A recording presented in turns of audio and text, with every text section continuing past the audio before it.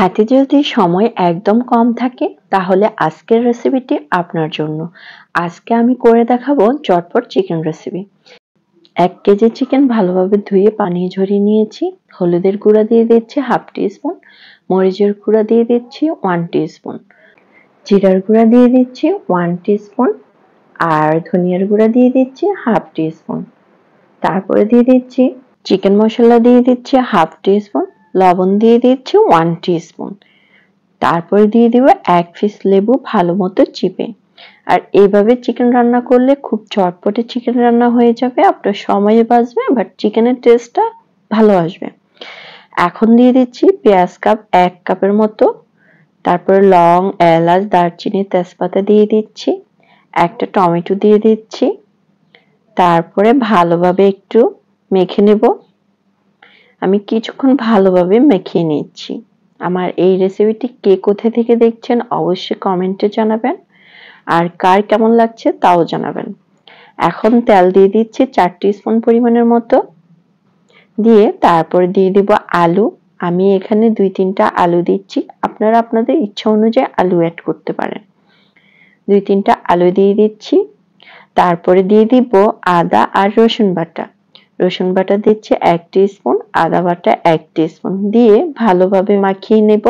খুব ভালো করে মিক্স হওয়ার পর যেন মশলা সবকিছুতে একদম ভালোভাবে লেগে যায়। তারপর এটাকে রেস্টে রেখে দেব 10 মিনিটের জন্য। আর আপনাদের হাতে যদি সময় একদমই না থাকে তাহলে রেস্টে রাখার দরকার নেই। এখন আমি চুলায় বসিয়ে দিয়েছি, ঢাকনা দিয়ে রেখে দেব।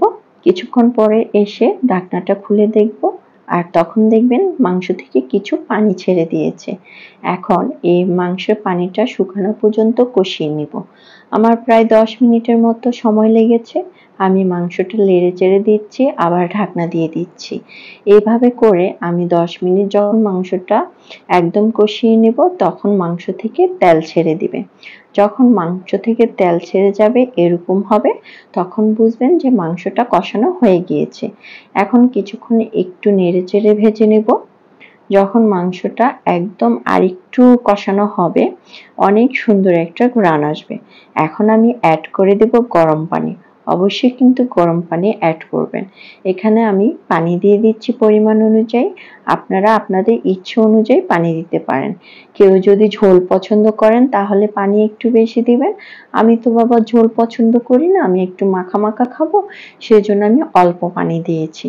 এখন হচ্ছে আমি পানি দিয়ে একটু নেড়ে চেড়ে তারপরে ঢাকনা দিয়ে রেখে দেব। দেখেন জাস্ট কালারটা কি সুন্দর এসেছে। এখন আমি ঢাকনা দিয়ে এটাকে আমি 10 মিনিটের মতো কুক করে নিচ্ছি।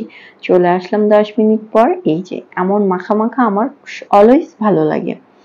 তারপরে একটু নেড়ে চেড়ে আমি কাঁচামরিচ দিব। আপনারা চাইলে একটু গোলমরিচ দিতে পারেন, আমি দিব না কারণ আমি অনেকগুলো স্পাইসি অলরেডি দিয়েছি, তাই আর দিব না। জাস্ট একটু কাঁচামরিচ দিব। হয়ে গেল আমার চিকেন রান্না। সবাই ভালো থাকবেন। আল্লাহ হাফেজ।